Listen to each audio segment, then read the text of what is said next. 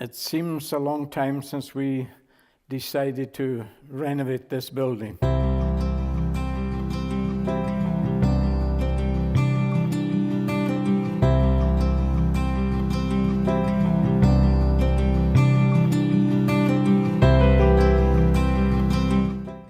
it's 2012 at least that it was decided to go ahead and do something about the building.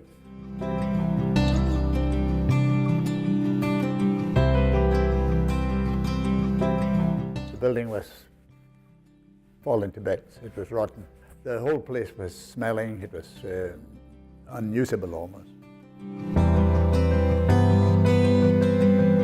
That the water was coming in near the back door and running right through the building and going out through the stone wall at the front. We had an architect looking at the building, and he examined it in detail and came back with a report stating that it was beyond repair. The roof itself, if I remember rightly, was estimated at approximately £100,000 or thereabouts to fix it. We decided that perhaps we should get some of the local builders to have a look at the state of the roof. The value of using local builders became apparent early on. McLeod and Mitchell, having examined the roof, came back to us and said that they could fix it for £20,000. This was a bit of a revelation to us because up to that point we had been led to believe that the building should be demolished. When that was proposed, the community did not like that idea, and it would be safe to say it ruffled a few feathers. The reason that we decided to refurbish the building, or to even consider it, was the opposition in the village to demolishing this building. Everybody was against it. The petition was so strong and the feelings were so strong that as a session we decided that it would be detrimental to the cause of Christ to go ahead with it and cause a split in the village. We organised to get the water sorted at the back of the building. We called in Murdo McRae and we actually just let him to do the job. We didn't even ask for an estimate because it was very difficult to get an estimate for it. But he drained the whole, right around the whole building, and it's all piped now across into the shores. After that, we called a meeting again and decided the best way to attack this building was to break it up into sections. Willie had suggested that it would save quite a lot of money if we, as a congregation, would start taking down the lath and plaster and anything that had been moved, the pews, the flooring, etc., which we started. Danny and Jim and Duncan, myself, we started taking out the pews slowly, and we advertised them, and amazingly the pews got sold very quickly and we got them out of the building, so that gave us more room to start on the floors.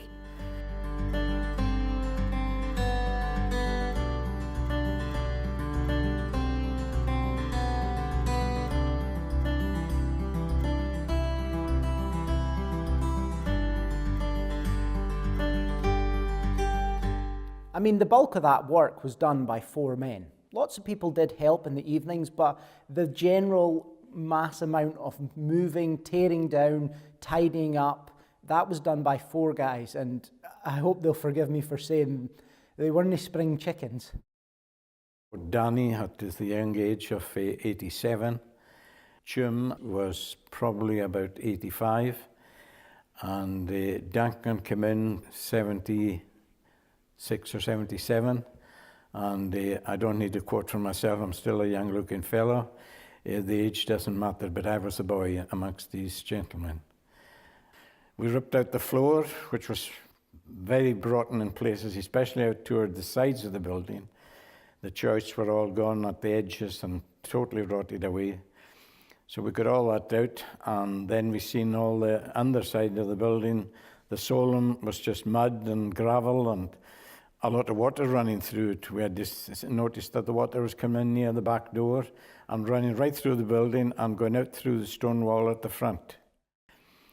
We then decided it would be a good idea to take a machine in to just clear out all the rubble. Willie Mitchell had agreed to put a lorry at the door, and we made a ramp, and we got the machine sitting on it, and we got all the people in. We just called on the congregation, anybody can push a barrow to come, and we started wheeling out all the rubble to get it down to a level that Willie had decided was best to go to.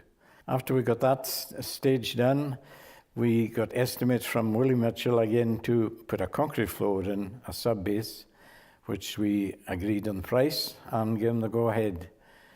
We got that done, and I think we probably have a picture of how it was done with a machine blowing in the concrete, which was done very quickly. We had an estimate from the builders. I think it was for £30,000 for the next stage. I think we told the builders just to hold fast, and a certain individual appeared at my door with a checkbook and signed a check. She said, how much are you short? Well, by that time we were short a great deal, but we said we were looking for 30,000 now, so she signed a check for 40,000. So we were able to tell the builders to go ahead. The next stage that we decided to do was to get windows. So we got Willie to estimate for windows, which he did do, and we had enough money to cover that. Between MacLeod and Mitchell and Atta, it was amazing to watch the building progress, because you see, we never actually had any big blueprint plans stuck up on a wall somewhere.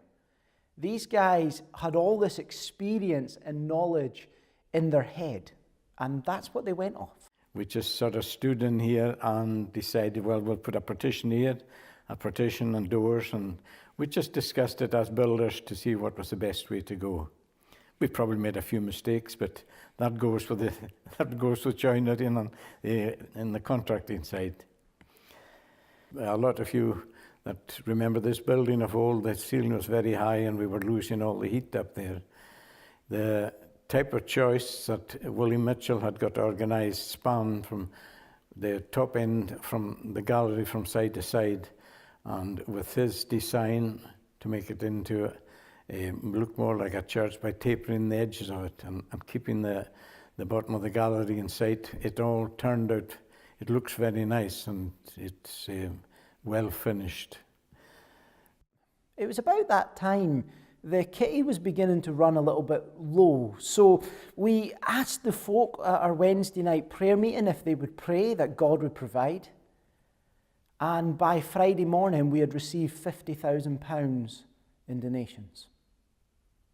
Central heating, which Neil McLennan and myself put the pipework in and got the radiators into position where we thought would be adequate for the building, and the boiler outside. We, through Roddy Angus, he would tell us, well, we've got a few pounds to carry on and get the next section done. Resulting, we got walls, installation, partitions up, and that was it to another stage.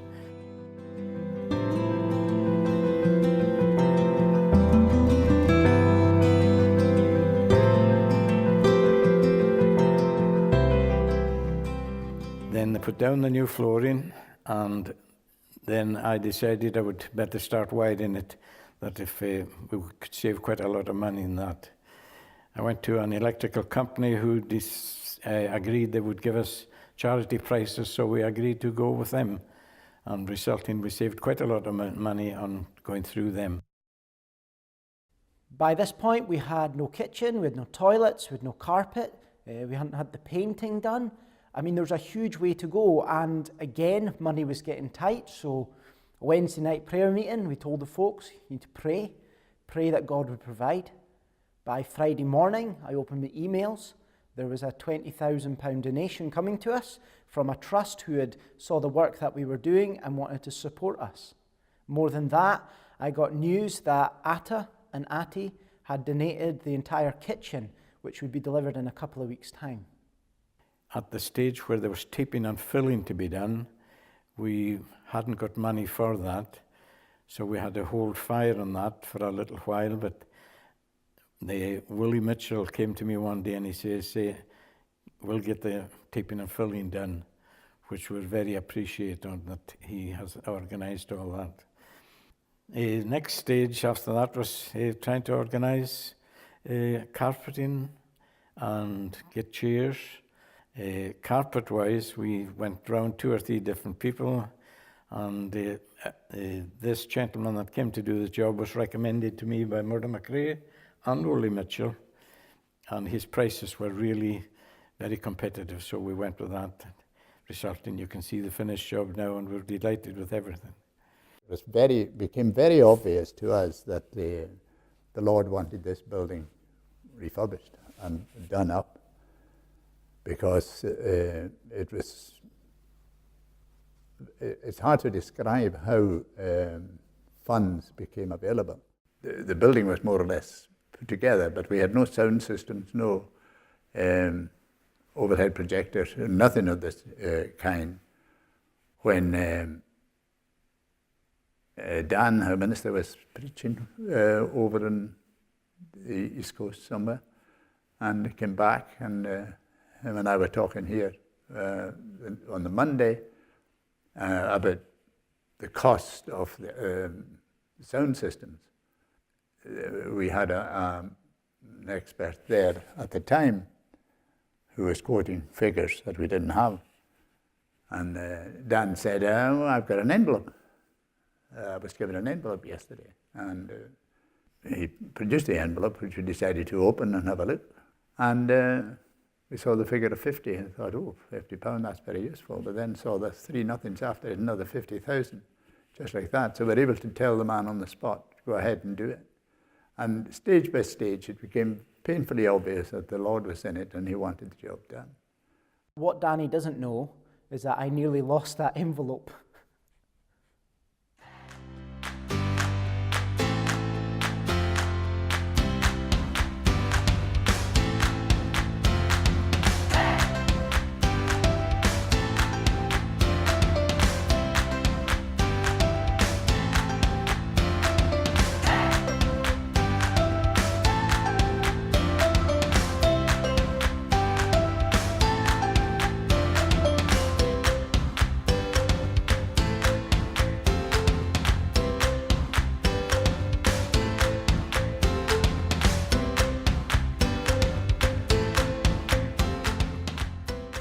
When it comes to saying thank you for a project like this, the danger is you always miss someone.